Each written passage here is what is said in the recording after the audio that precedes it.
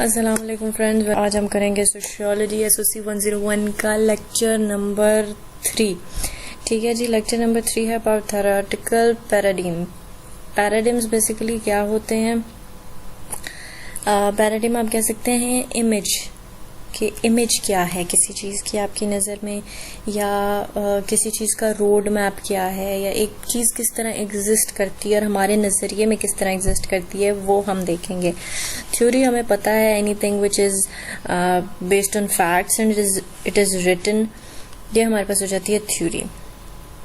ठीक है, basically statements होती है, फैक्ट्स होते हैं जो कि हमारे पास रिटन फॉर्म में मौजूद होते हैं, तो उसे हम कह देते हैं कि भाई ये तो एक थ्योरी है।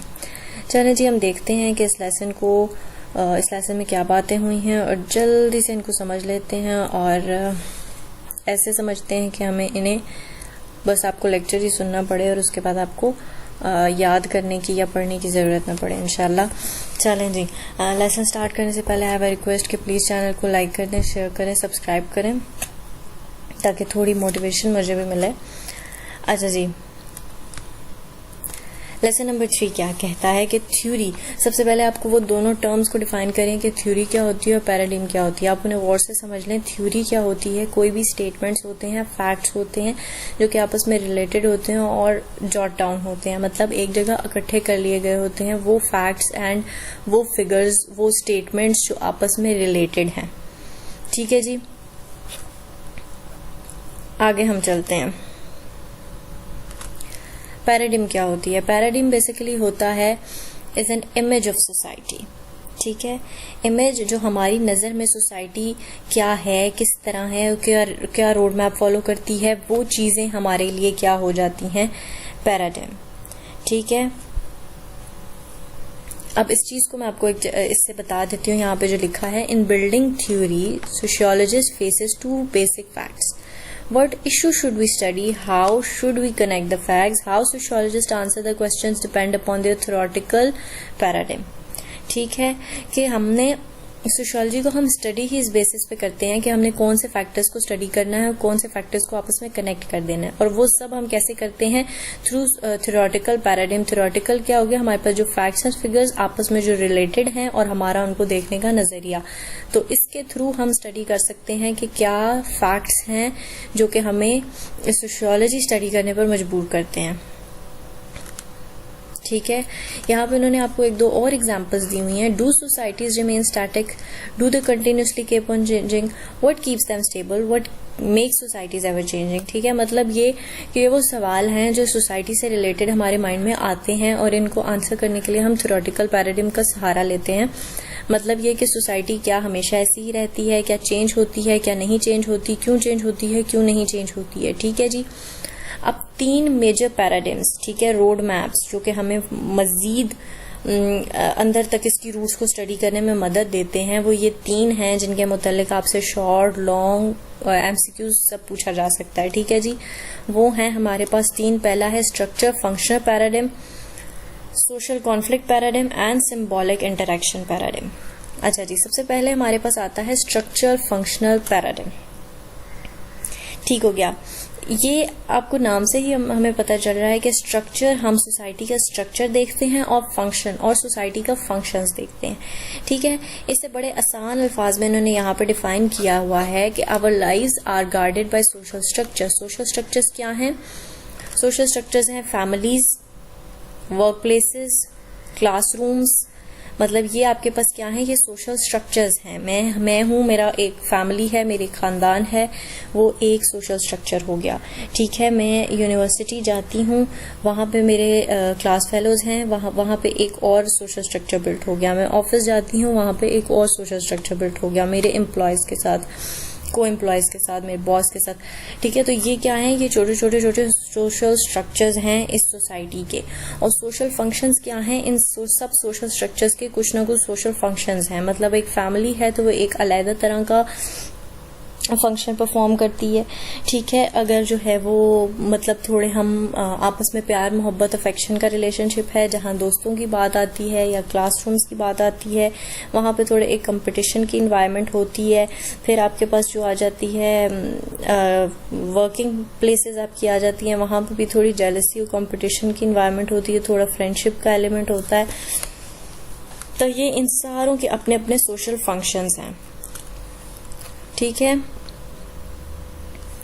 और सारे जो आपके पास सोशल स्ट्रक्चर्स हैं वो कुछ ना कुछ ऑपरेशन कंट्रीब्यूट कर रहे हैं सोसाइटी का। हर्बर्ट स्पेंसर जिन्हें हमने पहले लेक्चर में पढ़ा था, इन्होंने सोसाइटी को ह्यूमन बॉडी से रिलेट किया है, आपस में कंपेयर किया है, ठीक है। मतलब ये कि the structure part of human body, the skeleton, muscles and various internal organs show interdependence, each contributing to the survival of the entire organism, ठीक है। जैसे हमारी दिल है, दिमाग है, आंखें हैं, मुख्तलिफ ऑर्गन्स हैं और सब अपनी इंडिविजुअल आइडेंटिटी रखते हैं और अलग-अलग काम करते हैं फॉर आवर सर्वाइवल। इसी तरह सोसाइटी में भी छोटे छोटे आपके पास स्ट्रक्चरल एलिमेंट्स हैं जिनके कुछ फंक्शंस हैं जो कि वो इंडिपेंडेंटली परफॉर्म करते हैं और सोसाइटी को एक तरफ से कनेक्ट करके लेकर चलते हैं।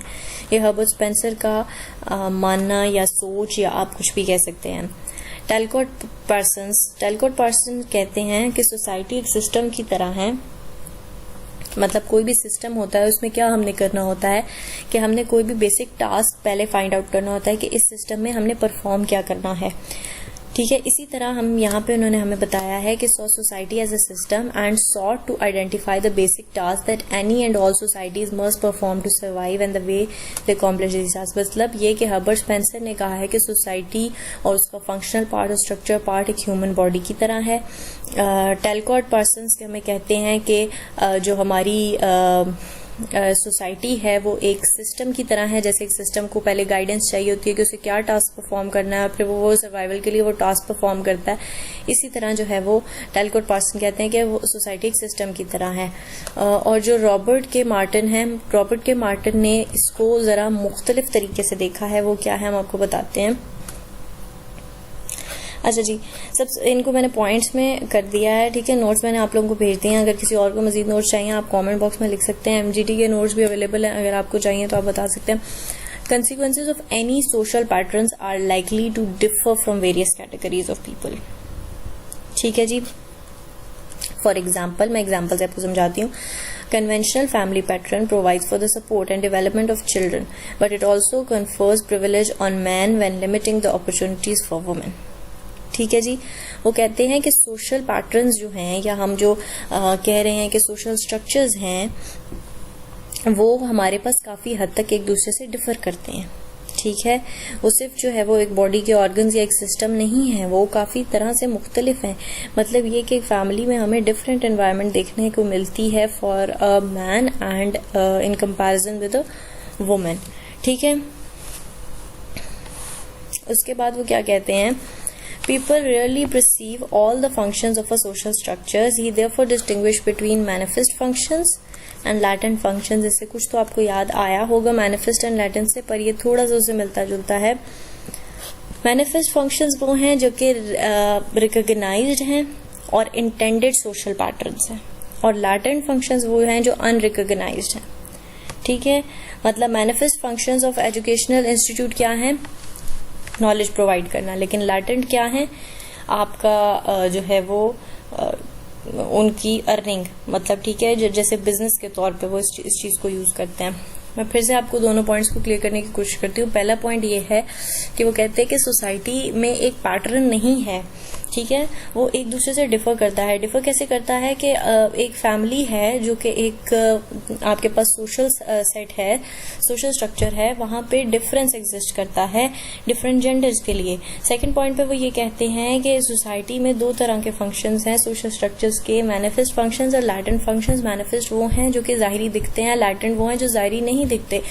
फॉर सपोज एक क्लासरूम है, उसका मकसद क्या है, उसका मैनिफेस्ट मकसद ये है कि वो एजुकेशन प्रोवाइड कर रही है, बच्चों को सिखा रहे हैं। लैटेंट मकसद उसका ये है कि हमने इनसे फीसें बटोरनी है और इन्हें चोंचलों में इन्वॉल्व रखना है और कलर डे और ये चीज़ें मनानी है और जो है वो एज अ बिजनेस इसको लेके चलना है। थर्ड पॉइंट पे वो क्या कहते हैं not all the effect of any social system benefits everyone in society. हमने कहा है ना कि हर सोशल स्ट्रक्चर का जो है वो कोई ना कोई काम है, तो वो ये कहते हैं कि हर सोशल स्ट्रक्चर का काम सोसाइटी को बेनिफिट नहीं दे रहा।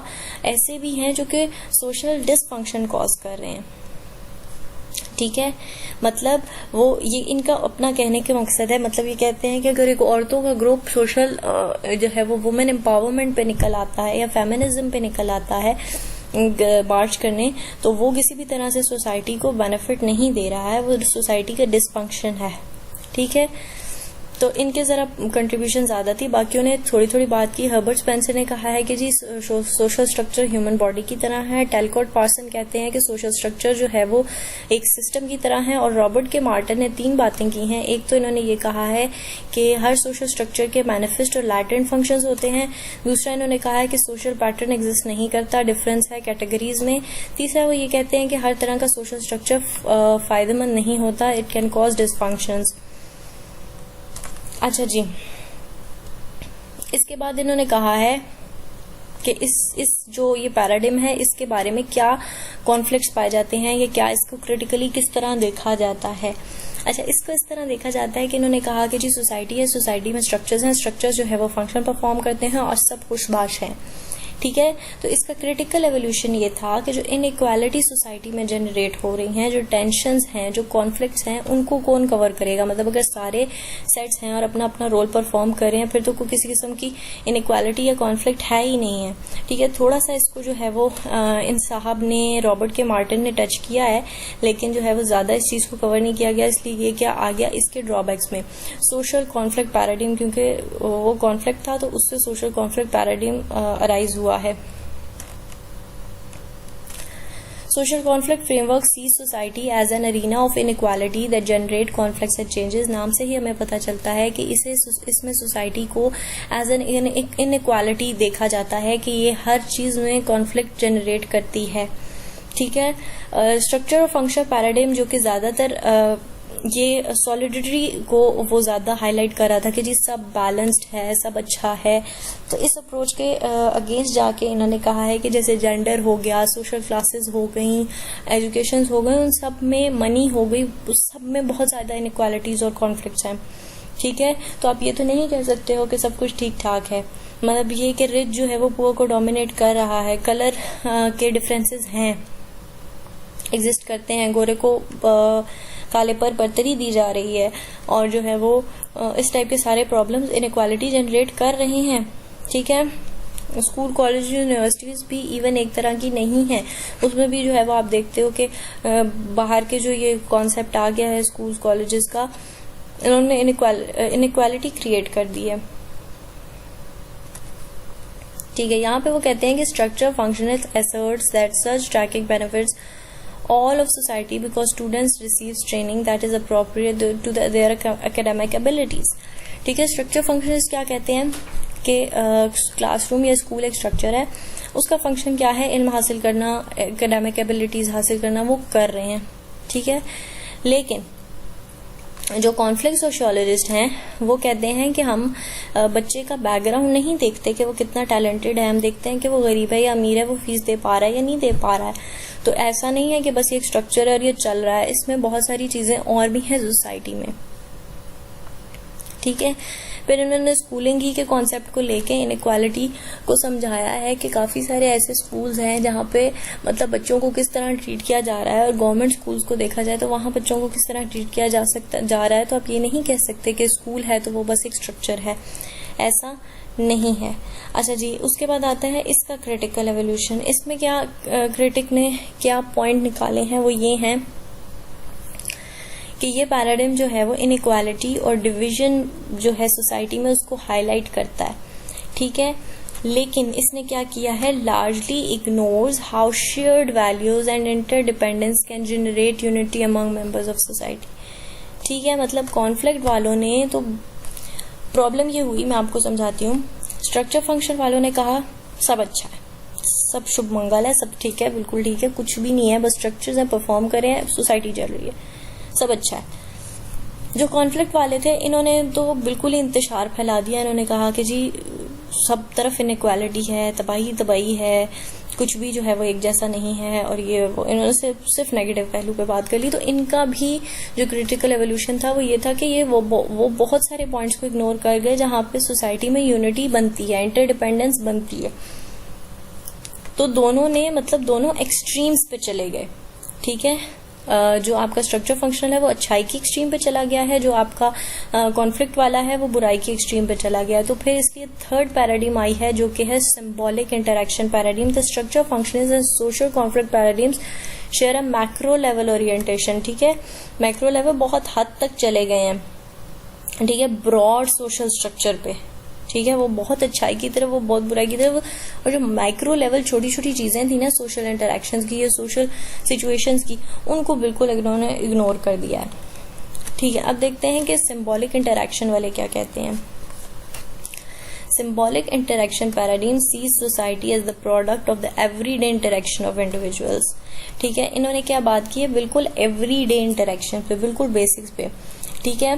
Society amounts to be shared reality that people construct as they interact with one another. इन्होंने बात की है एक पर्सन के दूसरे पर्सन के साथ डेली इंटरेक्शन पे। इन्होंने मेजर लेवल पे तो बात ही नहीं की कि इनइक्वालिटीज हैं या यहाँ पे ठीक है मामला या वहां पे ठीक नहीं है।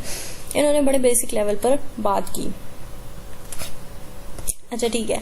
इनका ये कहना था कि ह्यूमन बीइंग जो है वो एक तरह से सोशल एनिमल है, ये एक दूसरे से अटैच होते हैं through symbols, through communications, through verbal and non verbal communications. मैंने बताया हुआ वर्बल नॉन वर्बल के बारे में आपको, ठीक हो गया जी।